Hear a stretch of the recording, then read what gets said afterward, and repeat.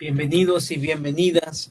Welcome to PNNKXU Poor People's Revolutionary Radio at 96.1 on the dial in East Oakland, Ho territory and streaming live online at www.poormagazine.org/radio.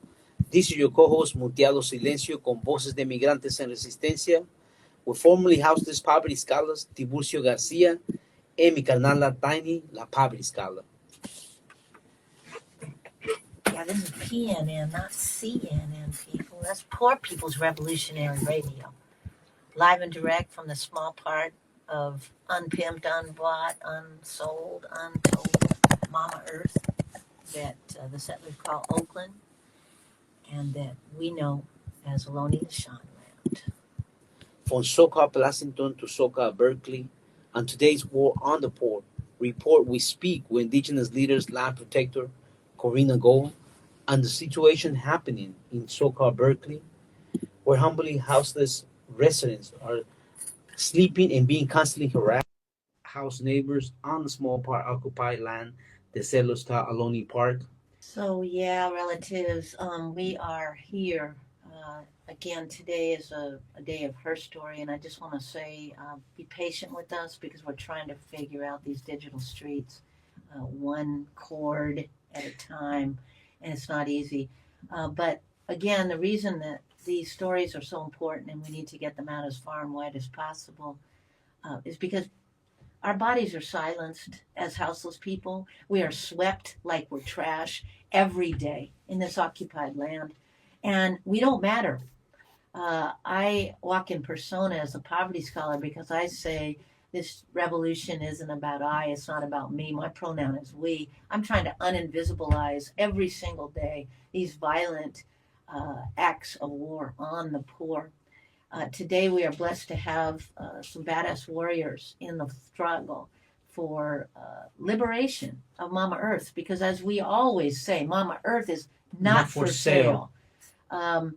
So to have a conversation about what's happening in so-called Berkeley, aka Uchun, where just like all of occupied Turtle Island, they'll take the names of First Nations peoples and slap them on a street or slap them on a park with absolutely no account for land back, with no account for the first peoples upon whose name they did use, and really almost in another act of erasure of the genocide and removal.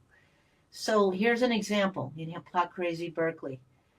There's a park called, quote, Ohlone Park, which all the Hippocrazy Berkeley residents are very proud of being near and walking their dogs and having their picnics and their play dates.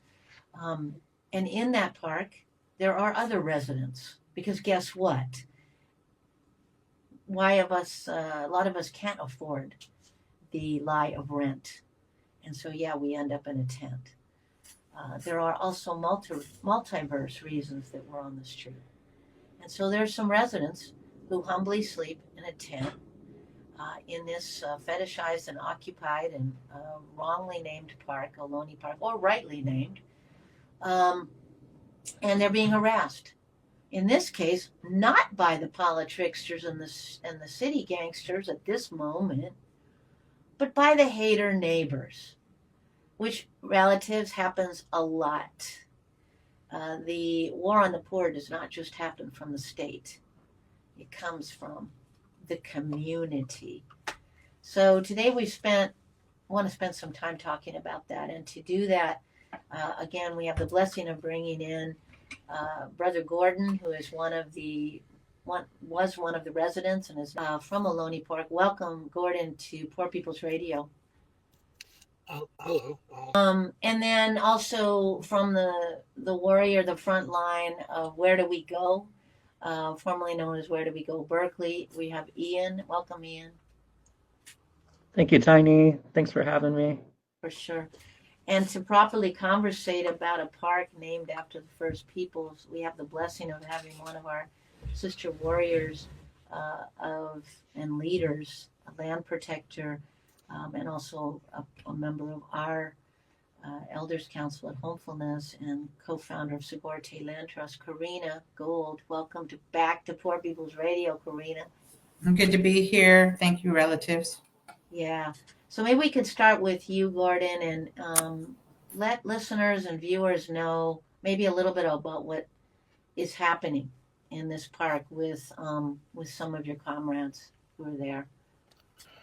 Well, from what I can gather from my visits to the park, things have been relatively quiet there recently. And, you know, whenever I go to visit, most of the time people are kind of taking it easy. But I do have a couple of points of contact. And from what I can tell, they're they have had city workers come by and talk to them about services and what have you, so they are wary that there's potential closure on the horizon. Um, and that's something to be cognizant of going forward. Okay. And I want to bring in Ian to talk a little bit about the framing and the structural issue going on, because thanks to, shout out to Auntie Kim de Ocampo from Miwok Elder as well. She's been sending us letters that come from a group called the FOOP, which is Friends of Ohlone Park. And the anger and the rage is escalating in these letters every time they send them. About the blight and the how these folks have to be moved and they're not safe. And in fact, for listeners and viewers, there's a community meeting tomorrow night, which is one of the reasons we had this conversation urgently today, where they want to force the city to remove that community. Ian, can you talk a little bit about that? What's going on? Yeah, sure. Yes, the FOOP is an acronym for Friends of Ohlone Park. They're a community group, a coalition, I think, of neighbors, of people who live around the park and who, from what I assume, are meeting and hoping to meet in the best interest of the park from the way that they see it. But Tiny is completely right. We are seeing a lot of messaging coming from them sending out letters and are planning meetings that have the general feeling that they are against the encampment that's there in the park.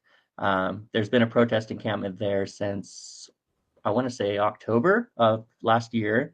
When Where Do We Go was starting protest encampments around downtown Berkeley. That was one of the sites that we had kind of taken over for people to live and to be safe. And so that camp has been there for a long time. In Berkeley, it's really common for us to encounter upset Berkeley citizens who aren't happy about seeing homelessness, who aren't happy about kind of having to be around poverty or anything like that. It seems like they have a lot of kind of misconceptions of who we are, and also kind of misguided way of dealing with what they see as issues, by essentially turning on us and kind of blaming impoverished people for their own poverty, and fueling a kind of an overall rhetoric that we're seeing in this country, obviously from the politicians, the politricksters, as Tiny calls them, but all the way down to our regular everyday citizens. And so, yeah, pretty much the Friends of Ohlone Park have been putting out these communications saying they're concerned about the encampment. They're trying to blame the encampment for crimes that happen in the area. And just to be clear, there's no crimes being perpetuated by the people at our encampment. Crimes that are happening there have always been happening in Berkeley. This is downtown Berkeley area. But they're kind of scapegoating this group and looking for a way to get them out. This, like I said, this has been a problem for us at all of our encampments in Berkeley, kind of, and I think it's well known that Berkeley can kind of host a lot of NIMBYism, the not in my backyardism. This is kind of an overall theme of Berkeley, and it has been for a very long time. I mean, since the 60s, Berkeley has been a pretty conservative place. I think that we have the optics of Berkeley are often that it's a, flower child, hippie, leftist, liberal bastion. But when it comes down to it, our government and our residents and everyone are very conservative, and you will often see them kind of co-opting movements, movements such as those by the First Peoples, and doing things like naming a park Ohlone Park, and then completely kind of forsaking, that almost just to follow, kind of almost doing it out of because it's trendy, or to don this disguise of liberalism, and then at the same time it's not followed through. Yeah. So yeah, thank you. Yeah. Thank you so much, Ian. And it's actually kind of terrifying, the tone behind these letters. It's just escalating. This, I feel like they're going to come with the blowtorches and the clubs. I mean, let's bring in you, Karina, to give us some perspective on how you feel about this, or just thoughts and ways to look at this. Yeah, thank you so much, Tiny. Thanks everybody for their hard work around these issues. I think that one of the things that we can say is that the Lashawn people were the first ones kicked out of Berkeley for living in a similar manner that our relatives that are houseless, right? People had different homes a long time ago. My ancestors lived in tule huts, but we lived in villages, which now are being called encampments. But I think when we're talking about village life, we're talking about people that care for one another, that are that have similar goals and ideals and how to work together. And I really believe that that's what folks that are living in these encampments are doing. It's interesting that that what is now called Ohlone Park was actually a piece of land that the BART is actually leasing from the city of Berkeley for $1 a year. So the BART actually runs under there, right? And so I think that it's important to know that this land that was taken over by BART to create its structure actually has a history of radicalism and that we don't talk about. So we are talking about this NIMBY, but it was actually people from Berkeley that were that kind of took over this land by planting there, right? Mm-hmm. Kind of as a way of saying "F you, City of Berkeley" after Bloody Thursday at People's Park. And so this was actually People's Park Annex, right? Mm-hmm. And so so it comes from this revolutionary idea in Berkeley at that time in 1969, right? It didn't get its name. They didn't take on somebody dubbed it Ohlone Park 10 years later, right? And probably thought that we were all dead anyway, and it was a good idea that, this is true. In 1979, I was still a kid. We weren't doing the activism in our community that we're doing now. People were unaware. And so I think that, it was something that happened back then without people understanding now, let's go forward all of these years. And now we're talking about land back, and we're talking about what does it look like? And we're talking about NIMBYism, but also how does NIMBYism look in this particular time in the world and in this country when we're looking at fascism. And when we look at how people, it's like I always say that Nazi Germany took its playbook from the United States and how it treated its indigenous people. But now we're taking that America is taking that playbook back and is using it on marginalized people that are houseless, people that are LGBTQ, people that are migrants, and they're using that same kind of thing. And what worked for Nazism and for the United States taking over land was that it had its buy-in by its regular citizens. and regular citizens telling on each other, or regular citizens being the police force to continue to do this kind of thing. So it doesn't, it makes sense that this group, FOOP, who is treating this park as their own private, an extension of their own private property, right? That's what it's being treated as, and to begin to call authorities on folks that are trying to survive on these places.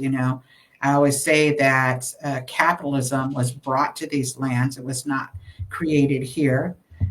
Private land ownership was created here, and so poverty was also created here. And in our language, as you've heard me say before, there was no such thing as hunger or homelessness in our language, right? And there still isn't. And so that was something that was brought here through settler colonialism. And so this is what we're looking at today. We're looking at the extension of the settler colonialism that capitalism has created this way so that people cannot live with decency, a human right of having a roof over their head, someplace to lay their head at night, someplace that they can stay warm.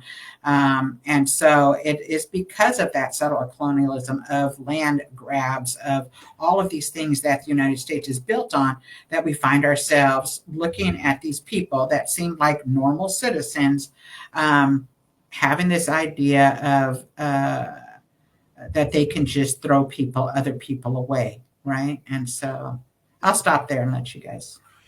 No, that's beautiful, Karina. I just, right at this moment, I want to lift up Luis Tamaj, burned alive for sleeping outside in occupied Yalamo, Frisco. Not because of a sweep, but because, again, somebody in the Gentra Eft building didn't like seeing a houseless relative asleep in a sleeping bag. I want to lift up my mama, because when we were thrown against the wall and arrested in, again, so-called Berkeley by the UC police, that was because of a call of somebody saying, oh, there's homeless people sitting in a car outside my establishment. These acts, in fact, as Karina has named, are really definitely a form of fascism. And we know that you don't need politricksters for that, right? And we have plenty of that in these communities that purport to be conscious, which I think is the really kind of tragic part about Berkeley, so-called Berkeley. I wanted to go back to what Ian had said, because that neoliberal gaze of so-called Berkeley is dangerous. It's actually dangerous. I don't know, Gordon. I know that one of the things that I have been told, and I've seen myself about the relatives who are in that park, is they're very careful to keep their stuff neat and be chill. And yet, yeah, like Ian said, there's these things being said that they're the ones causing the crime, and there's been an increase in theft. I'm just curious if you had any thoughts about that. Well, I feel that's rhetoric that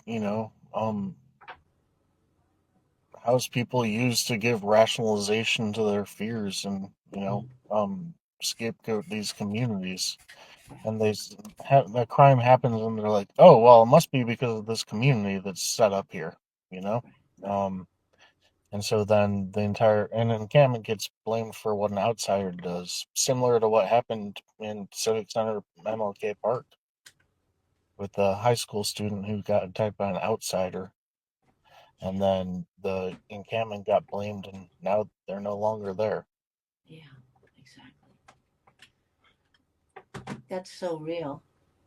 Ian, did you want to just talk a little bit about the kind of ongoing struggle in so-called Berkeley that you all have just even been having? Yeah. Definitely to expand upon what Gordon was just mentioning with the Civic Center Park encampment, which was another one of the, sort of so-called protest communities that had been established over last fall and winter, only 2 blocks away from the Ohlone Park encampment. There was a community meeting regarding the Civic Center encampment about 2 weeks ago. A high school student, a Berkeley high school student, was assaulted by a man at Civic Center Park, and pretty much instantly, the Parent Teacher Association and the community at large was up in arms against the encampment, and were saying that this man was a member of the camp and that the camp was full of um, rapists and criminals. And it became this really dangerous rhetoric that kind of just popped up and just spiraled out of control. People were on Nextdoor and people were online, just saying all these completely untrue things about the people who live there, saying that it's just this band of criminals, and that essentially putting up the narrative that their children are not safe near a homeless encampment. And we hear that a lot, especially all the encampments across Berkeley. Usually kids are kind of the first ones that they say, oh, somebody think about the children. It's like, what are you saying? That all homeless people are child molesters, that all homeless people are dangerous? And they were being really kind of forward with that rhetoric. And luckily, we were able to get a lot of members of the community to come out and speak at their community gathering that they had right across the street from the Ohlone Park at the senior center, same place where the Friends of Ohlone Park are going to be having their meeting tomorrow, and really push back on that narrative that the encampment needs to be, that any crimes happening can be attributed to the camps, that homeless people are all criminals, that homeless people are dangerous. Because as Karina was saying, I mean, we're seeing rhetoric sliding dangerously into kind of the fascism zone, and it's at its most insidious and most dangerous when we're seeing everyday citizens doing it. Politicians and corporations and people will see picking up kind of fascist mantras all the time, but when we see the community, and I was getting some criticism from people around me because I was using the word fascism to kind of describe what was going on, saying that, hey, these are our neighbors, these are our Berkeley neighbors, these are not fascists. When we think fascists, we think, Proud Boys, the white supremacist groups who come in and with their tiki torches and stuff. But this is even more dangerous in that this was a group of everyday citizens engaging in fascist behavior. And it was really important that we named that immediately, because it's something that anyone can do. You can say, well, I'm not a fascist, I'm against fascism, but then at the same time partake in it somehow, or forward its agenda in a way that you might not even realize. So I mean, it was really important that we kind of named it as it was, which was our community slipping into fascism inadvertently. They were being driven by their fears, and politicians, they were kind of loving it, because if you can get the community against the encampments, you can sweep them out. And that kind of points to, I think the encampments are also, as Karina was saying, they're a bigger affront to capitalism than anything. They're kind of our last communities here in America, as we've broken up. We don't even have Lions clubs and things like that anymore. Like, we don't even have those kind of snarky white communities. Like, even those people don't band together as much anymore. So unhoused encampments are really dangerous for capitalism because it's bringing people back together. So the system loves it when they can get the community all riled up. But, and I want to insert right here about even this notion of these tropes about houseless people. That I often say, they call me crazy, lazy, dumb, and a bum because my knowledge don't come from the institution.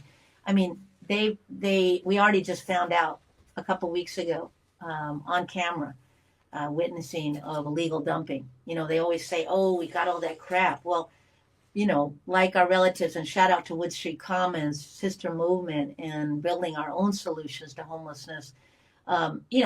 Most of the stuff that was thrown at Wood Street Commons came from the yuppies and the gentrifiers who live nearby, who didn't want to bother taking it to the landfill. That happens all the time. But then we're targeted as the ones who are causing, the blight, causing the mess. I do want to, we're running out of time, and I just want to make sure that there's action steps for folks, but I do want to lift up that homeless people have our own solutions. That's what homefulness is. That's why we even are here in this Poor People's Radio having this conversation. Wood Street Commons is trying to build their own solutions. They're not getting support from the politricksters. We didn't get support from the politricksters. It's people. So, we also know that there's conscious housed people. So shout out to all those conscious housed residents. Yes. How do we become unresidented or unresidential just because we don't have money for the lie of rent? This is the challenge that we need to put back on people who say these things about us without us. Actually, why isn't the community, and I don't even use the word encampment, that's a military industrial complex word, why isn't the community in that park considered a community? I've seen them. They're a beautiful community. They take care of their stuff. They're always neat. They're careful. They're humble relatives. Why aren't they? And a lot of them are disabled, gravely disabled, which most of our houseless people are, by the way. They're your mamas, your aunties, your grandmamas, your tias, your tios. That's who they are. Shout out to the folks on the first part of this radio show today out in so-called Pleasanton being evicted and put on the street. But then they won't be human anymore, you see, once we're outside. So let's get some last words. I want to do a shout out. Please come out tomorrow night to the North Berkeley Senior Center at 7 p.m. and speak up for those relatives and tell the FOOP, which I have different names for that, but I'll leave that off the FCC tile. But tell the FOOP who their neighbors are. Any last words you'd like to say, Karina?